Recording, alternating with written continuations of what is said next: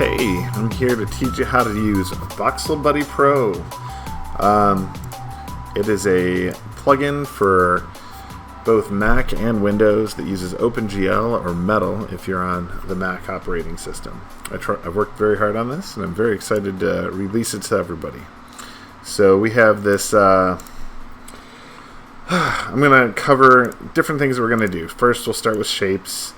Then we're also going to cover lights on how they interact with the volumes. Then we're going to cover camera tracking because it works with cameras. Then we're also going to work with cutout volumes where we can cut out using things like the words cool or video footage or whatever. Then we're going to cover waves and different distortion types. Then we're going to cover animated cutouts. Taper pinch bulge. This is just part of volumes for me. And last but not least, how to use video to work with voxels. All of these require no simulation, work instantly using your graphics card. There is no compiling, waiting forever, or any of that. That's actually one of the best parts about this is one of the few voxel systems that don't require simulation time at all. You literally choose what you want to have happen. You could build your own explosions. You could do anything that you want with this. And you have complete control.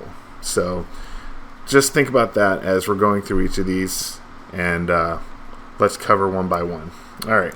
First, we're going to cover shapes. So this is using the cube mesh shape. Or not the cube mesh shape. This is actually using the torus shape that's built into After Effects. I have accessed these things so we can use the variables from each of these. I should go into this a little further. Okay. First, you know what? Let's turn this off and we'll start from fresh. We're going to make a solid in here. Yeah. Putting a solid in here. And we're going to tell it inside here to use our effect. Subpixel Voxel Buddy Pro. And we're going to tell it to use the 3D layer, that cube mesh that we have, which is actually a torus because you can change the mesh into different kinds of mesh shapes. And it'll change along with it, as you can see.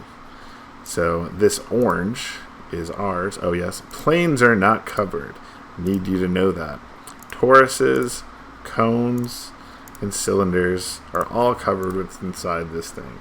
We're going to switch to a torus right now. It has the most interesting things you can do with it. So let's just turn the opacity down completely from our cube mesh so you can see us play with it using the mesh options that are here. So we can change our pipe radius. We can change our ring radius. We can change, well, the caps do nothing because we don't have that. Or the pipe sides, because there are no sides in a volume. It's not polygons we're counting here. But we can slice the ends so you can cut through. You can also, if we have something like a cube, we can use the bevel options to bevel out the corners and make a pill. I know you're thinking, well, I can see this like weird inside the box thing. Well, that's part of the volume. Don't worry about that for right now. We'll actually fix that in this point right here. We'll go to voxel density. We'll increase the steps. And now it's a smooth voxel thing in here. So this is using ray marching. Ray marching does steps. So we can actually cut this down to like no steps or more steps. We can also choose how dense we want this thing. And as you can see, when you get in there, we start getting some banding. But it's very, very efficient to use ray marching over other rendering steps, if that helps make sense. So now we have that. We also have, you can choose your brightness. Anyway, I just was trying to cover the 3D layer for this first part. So yeah, now we have this cube, which change it back to a torus. The torus is in here. It does a little sweep and then sweeps back. I just animated that real quick. So now that we have that animation with our Voxel Buddy Pro, we actually have, besides transformations, we can change the overscan so it scans past the area of voxels can reach to. which is very nice. I generally leave it at 100% or go 200% if you're using a comp. But it doesn't really matter. You can raise up to 500, but as you can see, the density gets thinner because it's using this step count to get in there. Okay. We are going to twist it. Now let's just twist this thing, and as you can see, we've twisted the voxels in this, and we have made it so we have a 3D kind of twist happening to our voxels for this torus. And we can do other fun things like, and with that twisting and wiping in, we can get a very cool little wipe animation. Let's make this solid. So we have different gradient options. We can do gradient, soft on all ends, or soft ends, soft on all sides, solid, which is probably going to be useful for us right now. Just going to solidify this up and expand outwards. Yeah. And I could probably pull the brightness down. But, you know, we're getting into a spot of smoothness that is there. So we can watch this wipe in and wipe off using our twist as a deform. We have other deforms, which is part of the greatest part of this, is we also have noise. So not only does it keep doing that, it will work through the noise to wipe as well. And we have different noise types. I'll just cover whirly real quick. This one is kind of a cellular clump kind of deal. So let's see if I can make this larger to make sense. It's a cellular clump shape of noise, which is actually, it's very interesting to have. We also have the inverted version. I just wanted to make sure we had some options. Open simplex, which is more of a smooth one. You get a lot more wispies and lines from it. And then Perlin noise, which is everyone's classic favorite. That being said, look at this. It's already making some cool, weird noises from the whole thing. So, and we'll cover some more of these as we go. And we can also change the color of this, so it doesn't have to be orange. It can be white. We can change the bias for where it, original color blend. Since we have it on solid, if we had it on gradient, I'm just going to show this for you. We can change where the darkest parts are and the hardest parts are from between these colors. I want to make this denser, maybe. Yeah. And then as we do this, you can see it switch between the two. Or let's choose a better color for this. We got red. And now, as we switch, it switches between white and red. The densest color is going to be the white, and the thinnest is going to be the red. And that's how we kind of control the colors and use shapes to our advantage. Now, there's lots we could do with this. This is just the shapes section.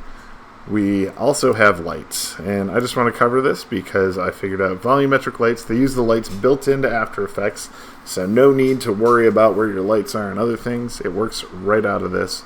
It also works with the After Effects camera.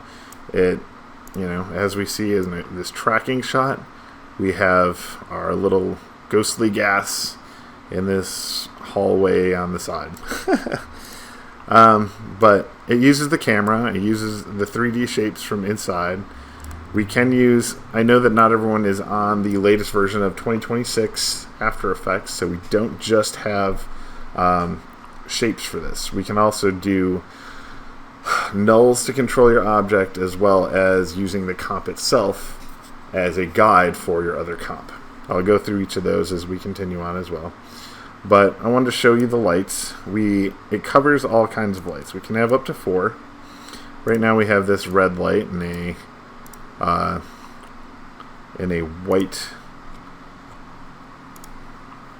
Voxel Buddy Pro. So you can see that this is what's actually being lit by the light. It covers through spotlights and point lights, parallel lights. Okay, and as we change the position of these. It lights up the volume depending on what kind of light you're using. Ambient light just does an overall general, here's light. That's the default. If you don't use anything, it might as well be an ambient 100% light. You can increase the density or how bright it is with this to get some more things out of this. And because we're using a shape that had a bevel, I think I was using a cube with a bevel in here, you can see just how smooth this gets using the lights that we have in here. Now if we go back to point, that point light can go through and emit and fill the volume with that kind of thing. We have a fall off that we can use, so it's not just none. None is a pretty harsh one. This is the fall off of, if we have a 0 fall off and fall off distance, you can get some different lighting effects in our gassy volume. You can use this for any kind of situation. How do I explain this? To create fog for your scenes that you're working in. If you track the scene, put this volume in there, and add the lights where the lights are, this will handle that fog issue for you. And we don't need it to be as bright as it is. We can also just lightly nudge it. It does change the color depending on what's in here, so if we have it on red for that, but it does mix with the colors that are part of here. So say we chose the dense color to be, I don't know, blue, and then we chose white. Now we're seeing that blue fog lit by a white light. Now if we chose it to be a blue, hang on. Alright, so as I was saying, the color changes depending on which one is in here. It mixes with the colors that are built into here. So if you choose a pink, it will blend the pink in with the blue. And we can make this a different color, maybe a green, and that purple turning in with the green or a blue can really create a lot of blending color options. As you can see, the blues peeling in, and if we had all our lights on that are just colored ones, and we chose our color to not be green, we'll just stick with white, we can get multiple colors all reaching in here together to make that volume very vibrant and colorful. Alright, and that's lights. They just work with lights. It does work with the different densities you have, so if you have soft ends or soft on all sides, solid looks pretty gross in this situation, and center band and diagonal gradients, but this is how we can control it. Okay, now we go to camera tracking. Now this does work with 3D scenes. So what I did is I actually have a point light in here. I just filled the mass, filled the area with one large bubbly grossness, threw a point light in here, and created a fall off.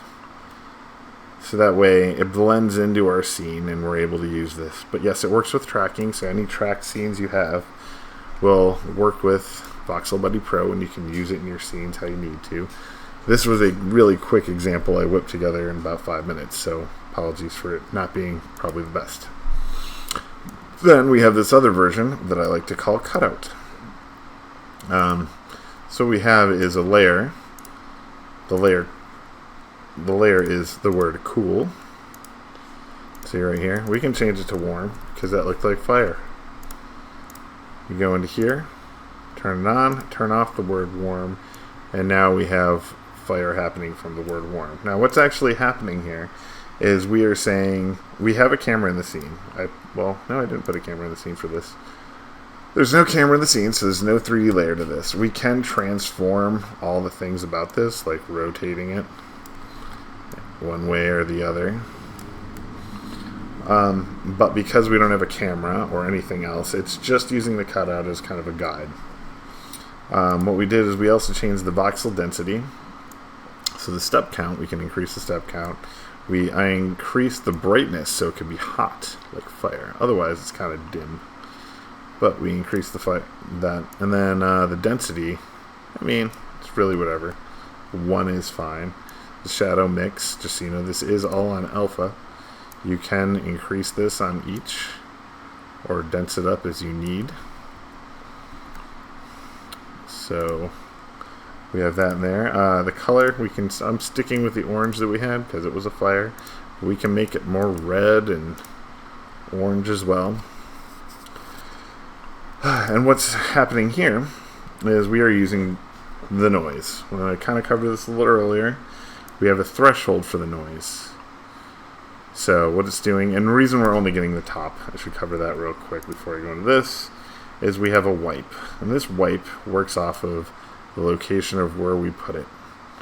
So you can make warm burn in, and this is the width of the transition. So if I get this down to just a 1, it'll be a real hard line. See? But because it's a gradient fall off, and I bring this down, it can mess with the voxels to make them more interesting. Alright.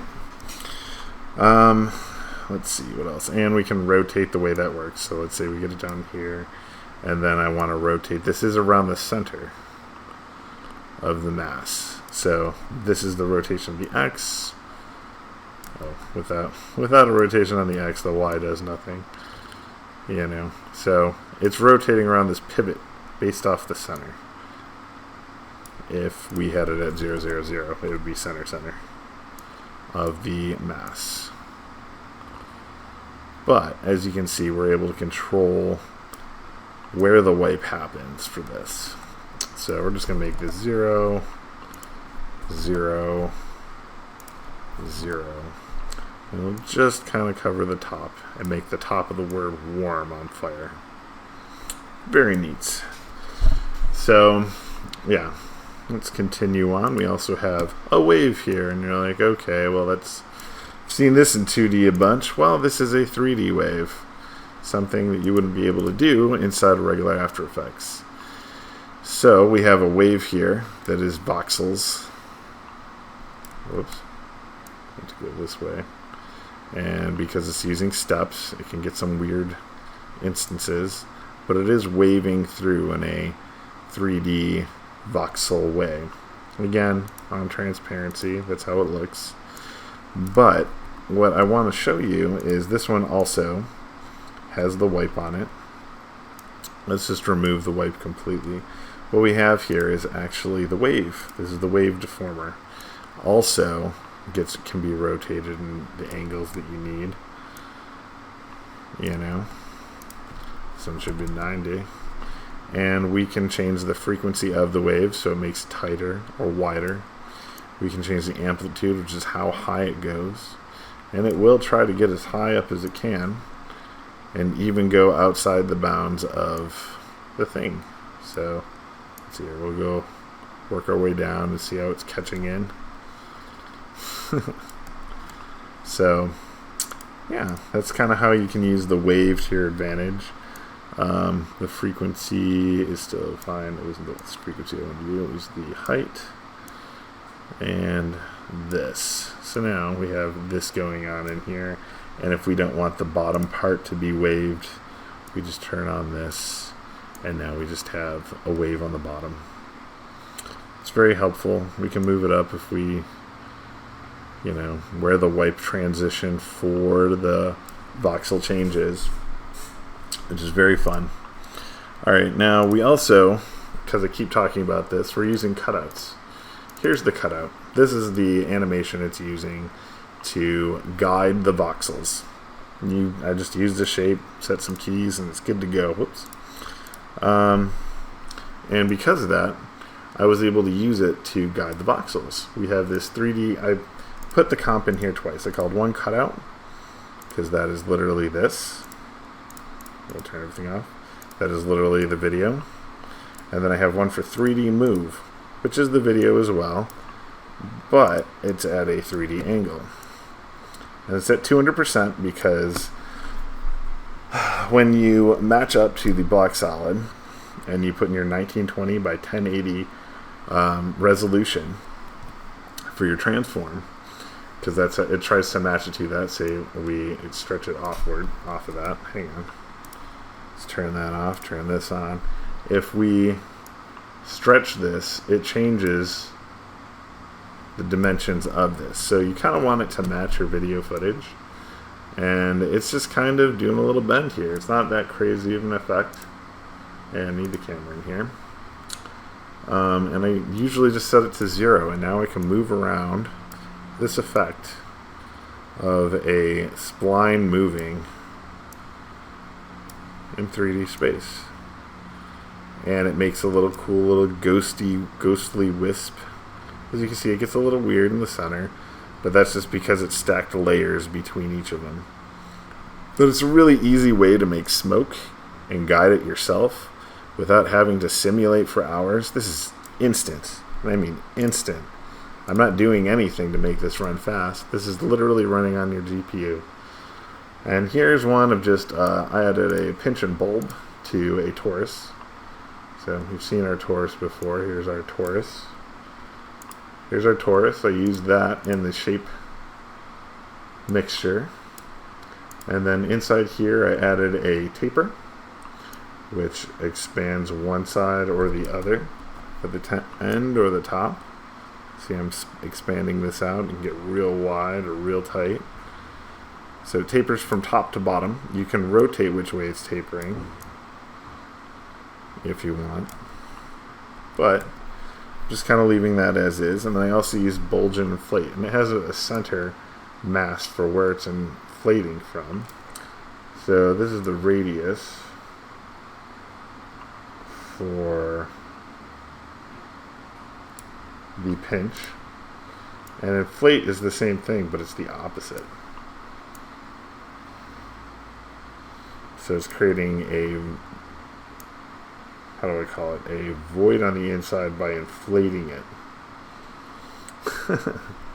So this kind of covers how the pinch and inflate works. It has a center mass. You can choose the radius and how effective it is. For the taper, similar thing. We can change the angle of each of them, where it starts, the fall off of each, so that way it can get dense or not. And then the taper offset if we want it to be higher or lower, or where it actually starts. So each of these are using a general center location for each of them. Okay, and then the next one, we have video footage. Now this one, I'll show you the scene. This is my cutout that I did of green screen. And I made it blur. We don't need that blur. I'll show you why that was put in there a little later. But the hand just cut out, moving. And then we go into the video footage layer. And what we have here is the black solid. Chose to use the cutout 3D control, using the cutout for the cutout layer, which is actually just layer. And when I used the video footage, I moved my 3D controller is literally just going like this and rotating. And we took this and we used our cutout of the video footage instead of the video footage. Say we had none. It's not very pretty, but when we put our video footage in as the cutout, which is the video, that is this. That is this video right here. And then expand our black. So under transform, we can expand how thick this goes out and how wide. And we are distorting it with noise as it goes, so we can get some really funky stuff happening. So we can get this really weird wisp that happens. So you can turn video footage into smoke using this kind of setup, and that's part of the reason why I took this and I threw in a little fast box blur. It understands your blur, so it softens the edges and you won't get those little repeated steps that happen from using ray marching. So that's kind of how to use this plugin. I'm going to cover each one of these more in depth, but this is the general overall how to use Voxel Buddy Pro. So let's just do this one more time just to make sure you understand where this is going. Creating a new comp. Alright, we're going to hit Control Y to start to black solid. I generally start with black solid. You can use any layer you want. That being said, if you use a mask like this, it will not work with it. Second I throw the effect of Voxel Buddy Pro on there, it doesn't care about your mask. So just know that in advance. You can use any other effect on top of this, like, I don't know if that's a good one to use. Probably shouldn't cover that unless I have a plan for it. We take this one. I'm just going to turn the background back on. We say, let's just do something like this. Hello. We have the word hello. You take the word hello, turn it off. Tell this to use the cutout of hello. And right now it's at the Y direction. We want it at the Z. We can go to the transform, 1920 by 1080. That's the resolution of our scene, and then we flatten it down, and as you can see we're getting a cutoff, so expand the overscan. Now we have the word hello. Alright, and we can change the fall off to soft ends or something else. Solid, center band. We can change the axis in which those are actually being used. Z looks pretty neat on this one. We're going to change the density. We'll increase the density and that'll make it more solid. We'll increase how far back it goes. We'll go to the color. We'll make different color choices.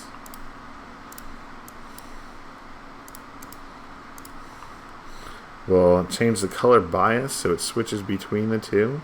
If we want to use the original color from the word hello, which is white, it'll do that. Okay, say we wanted the word hello, we like it, but we want it cooler. Well, anything you pre-compose for this will be cool. So, we're going to go into here, we'll throw the effect of, I don't know, or just throw a layer style on there. Stroke. We'll take that stroke, we'll increase the stroke, and yeah, so now we have red and white in there. So we go back to our comp that we just made, turn this off, turn this on, and we tell this to now use the color that we had original color, and now it's going to have red edges to things. We throw on a noise. We'll just increase it by what it is right there, which is kind of interesting. We'll change the threshold of one way or another.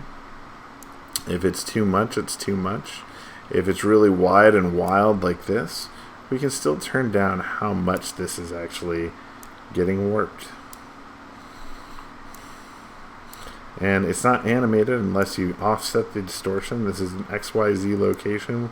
We can make it move sideways, or we can make it move up and down, or we can make it move forward and back. Alright, and we have a secondary one, because what if that one wasn't enough? We want another kind of noise added to this. So it adds this noise to that noise.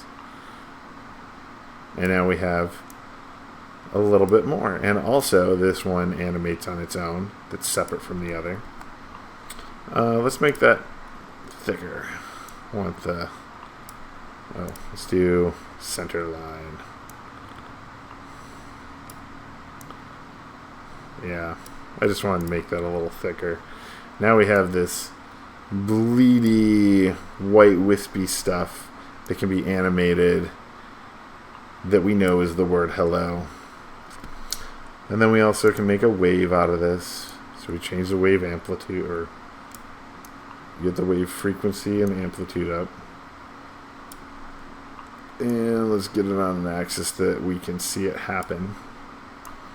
And then we can make it wisp back and forth. It's a little, probably too high of a frequency. Maybe something like that. And amplitude maybe is a little too high. Just do something light. Yeah. And remember, this is always 3D. We can rotate this at any time. We have a 3D volume to maneuver anything around in. Okay, now say we don't care for any of this wave. The noises were neat, but we really don't need them. This is just too long. We can cut it down. We can increase the original color shadow mix to bring back in the reds. Now we can do something like twist. And when we twist it, it twists the whole word. And it's really neat because, like I said, this is 3D. So we can twist the word hello in any way that we want. Look at how we bent that. We can change the center of where it twists, why it twists, and which angle it's twisting at. We can change the rotation of where it's happening. Let's put this back to 0. And as you can watch, this word hello just kind of get weird. And it's all because we decided to add a little twist with the voxels. Alright, and let's continue on to taper. Taper, we have the high end and we have the end and the top. Top and bottom. The start is the top, and the end is the bottom, if you like to think of it that way. And in between these two, we have a fall off, so you can blend between the two a little better. And if you want to offset where it's moving, and you see there is like a hard line of where this bends, but you can get a little animation happening with this. Something cute and bouncy if you want. And then we have pinch and inflate. Here's another distortion tool. So we're gonna do it by an amount. I don't know, here, this bulges it. And we can change where it's bulging. Not that way, I kind of want to go left and right.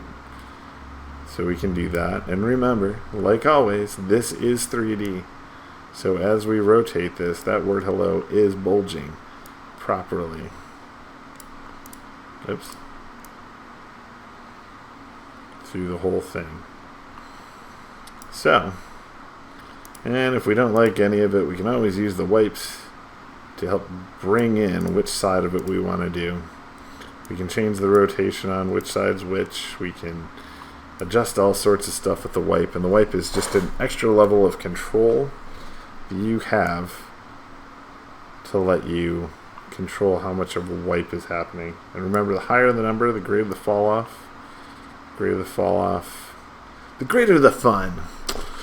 I think this covers everything on how to use this tool. I hope that you're interested in trying it out. It is my passion project, and I think it's worth giving it a go. Alright, I hope to talk to you guys, or hope you enjoy it. Thanks, bye.